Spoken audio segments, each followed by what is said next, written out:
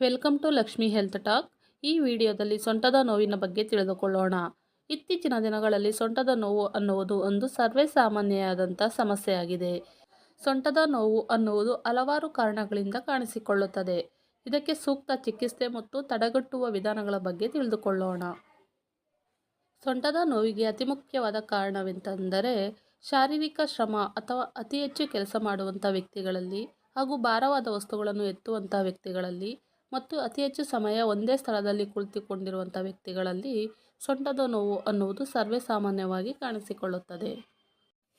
ಎರಡನೇ ಕಾರಣವೆಂದರೆ ಯಾವ ವ್ಯಕ್ತಿಗಳಲ್ಲಿ ಬೋನ್ ಡಿಸೀಸ್ಗೆ ಸಂಬಂಧಪಟ್ಟಂತೆಯೇ ಆರ್ಥ್ರೈಟಿಸ್, ಆಸ್ಟಿಯೋಪೊರೋಸಿಸ್ ಎನ್ನುವಂತಹ ಮೂಳೆಗೆ ಸಂಬಂಧಪಟ್ಟ ಕಾಯಿಲೆಗಳು ಇರುತ್ತದೆಯೋ ಅಂತಹ ವ್ಯಕ್ತಿಗಳಲ್ಲಿ ಸೊಂಟದ ನೋವು ಅನ್ನುವುದು ಕಾಣಿಸಿಕೊಳ್ಳುತ್ತದೆ. ಮತ್ತೊಂದು ಮಾನಸಿಕ ಒತ್ತಡದಿಂದಿರುವಂತಹ ವ್ಯಕ್ತಿಗಳಲ್ಲಿ ಸಹ ಸೊಂಟದ ನೋವು ಅನ್ನುವುದು ಕಾಣಿಸಿಕೊಳ್ಳುತ್ತದೆ. ಸೊಂಟದ ನೋವನ್ನು ತಡೆಯುವ ವಿಧಾನಗಳ ಬಗ್ಗೆ ತಿಳಿದುಕೊಳ್ಳೋಣ. ಯಾವ ವ್ಯಕ್ತಿ ಅತಿ ಹೆಚ್ಚು ಕಾಲ ಕುಳಿತುಕೊಂಡು ಕೆಲಸ ಮಾಡುತ್ತಾರೆಯೋ ಅಂತಹ ವ್ಯಕ್ತಿಗಳು ಸದಾ ಬೆನ್ನು ನೇರವಾಗಿ ಇಡುವಂತಹ ಅಭ್ಯಾಸವನ್ನು ಮಾಡಿಕೊಳ್ಳಬೇಕು ಮತ್ತು ಸಾಫ್ಟ್ ಚೇರುಗಳನ್ನು ಬಳಸಿಕೊಳ್ಳುವುದರ ಮೂಲಕ ಸೊಂಟದ ನೋವನ್ನು ತಡೆಯಬಹುದು.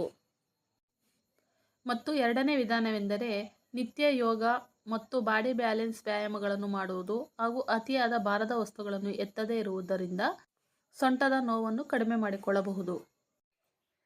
ಇದರೊಂದಿಗೆ ವಿಶ್ರಾಂತಿ, ವ್ಯಾಯಾಮ, ಮಸಾಜ್ ಮತ್ತು ಫಿಸಿಯೋಥೆರಪಿಗಳನ್ನು ಬಳಸಿಕೊಳ್ಳುವುದು ಮತ್ತು ನೋವು ನಿವಾರಣೆ ಮಾತ್ರೆಗಳನ್ನು ಬಳಸಿಕೊಳ್ಳುವುದು.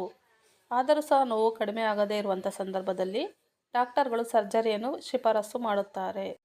ಈ ವಿಡಿಯೋ ಇಷ್ಟ ಆಗಿದ್ದಲ್ಲಿ ಲೈಕ್, ಶೇರ್ ಮತ್ತು subscribe. Thank you for watching.